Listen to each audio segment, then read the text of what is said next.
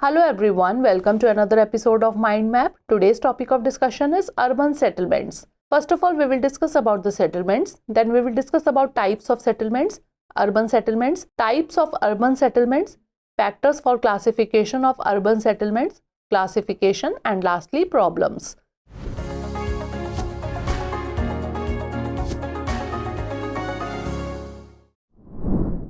First of all, let's discuss about settlements.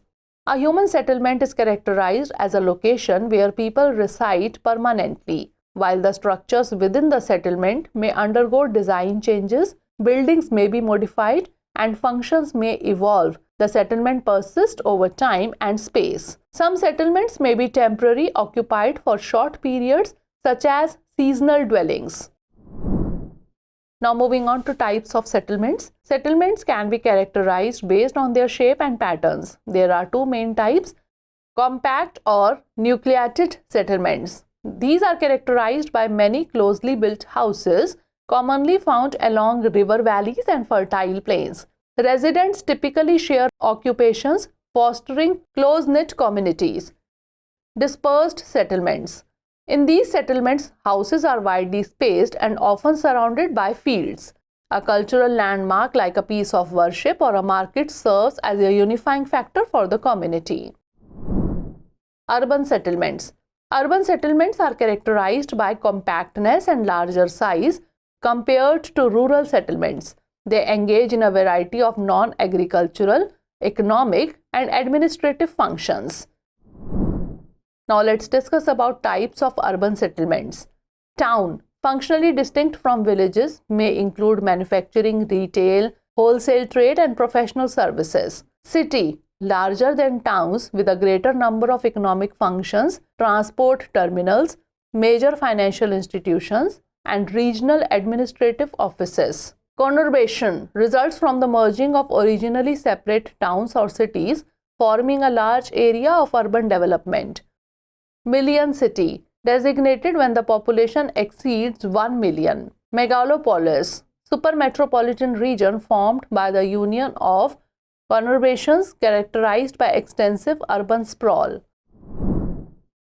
Moving on to factors for classification of urban settlements. Urban areas are defined differently from one country to another. Several common bases of classification include size of population. Many countries use population size as a primary criterion for defining urban areas that varies widely between countries. For example, Colombia might set the threshold at 1,500, while Japan might set it at 30,000. Occupational structure. This criterion may involve the percentage of the population engaged in non-agricultural activities. For instance, India sets a threshold of 75% non-agricultural workers in addition to population size. Administrative setup. Presence of specific administrative bodies such as municipalities, cantonment boards, or notified area. This criterion is observed in countries like India, Brazil, and Bolivia. Classification of urban settlements based on population size. Urban centers in India are classified into 6 classes based on population size. Class 1 towns, population exceeding 1 lakh. These towns comprise approximately 60% of the total urban population. Class 2 towns, population ranging from 50,000 to 99,999. Class 3 towns, population ranging from 20,000 to 49,999. Class 4 towns, population ranging from 10,000 to 19,999. Class 5 towns, population ranging from 5,000 to 9,999. And Class 6 towns, populations below 5,000. Additionally, cities accommodating populations between 1 to 5 million are termed metropolitan cities, while those with populations exceeding 5 million are designated as mega cities. Classification based on age. Ancient towns. Ancient towns originating over 2,000 years ago served as religious and cultural centers such as Varanasi, Prayag, Patliputra, Patna, and Madurai. Medieval towns. Medieval towns emerged during the medieval period as headquarters of the principalities and kingdoms, including Delhi, Hyderabad, Jaipur, Lucknow, Agra, and Nagpur. And modern towns. Modern towns are developed by the British and other Europeans, initially as trading ports in the British architectural style, and witnessed rapid development accompanying industrialization and urbanization. These towns, such as Surat, Daman, Goa, and Pondicherry, later consolidated around Mumbai, Chennai, and Kolkata. Classification based on function. Administrative towns. These towns support administrative headquarters of higher order such as Chandigarh, New Delhi, and Bhopal. Industrial towns. Industrial towns are driven by industrial activities such as Mumbai, Salem, and Jamshedpur. Transport cities. These cities may be ports primarily engaged in export and import activities. Example Kandla, Kochi, or hubs of inland transport. Example Agra, Itarsi.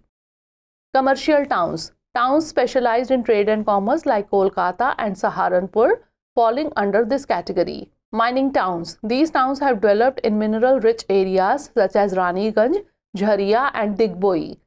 Garrison cantonment towns. Emerging as garrison towns, examples include Ambala, Jalandhar, and Maho. Educational towns. Some towns have grown into major campus towns, starting as centers of education, example Roorkee, Varanasi.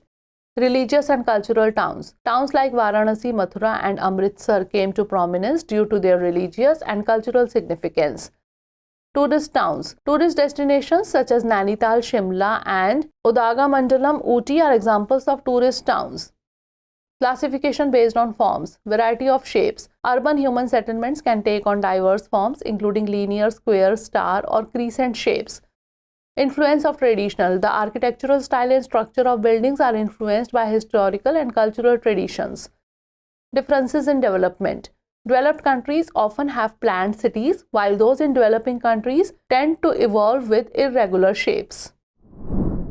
Now moving on to problems of urban settlements. Unsustainable population concentration. Overcrowding due to rapid urbanization and congested housing and streets. Lack of basic infrastructure. Insufficient drinking water facilities, inadequate electricity supply, poor sewerage systems, limited transportation and communication facilities, and lack of health and educational infrastructure. Environmental challenges. Water and air pollution due to inadequate waste disposal. Improper sewage management leading to unsanitary conditions. Heavy use of traditional fuels contributing to air pollution, and urban heat islands formed by massive concrete structures. Economic issues. Decreasing rural employment leading to migration to urban areas, and overpopulation in cities exacerbating unemployment issues.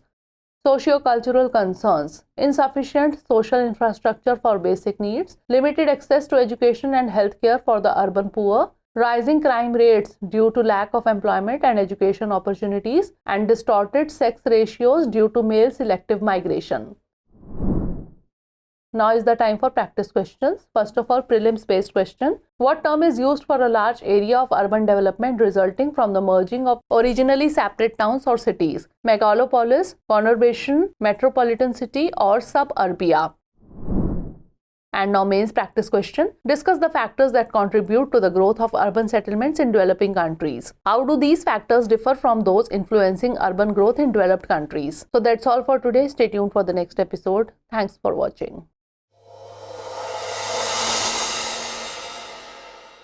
For more informative content, like, share and subscribe, and do not forget to press the bell icon to get the notifications.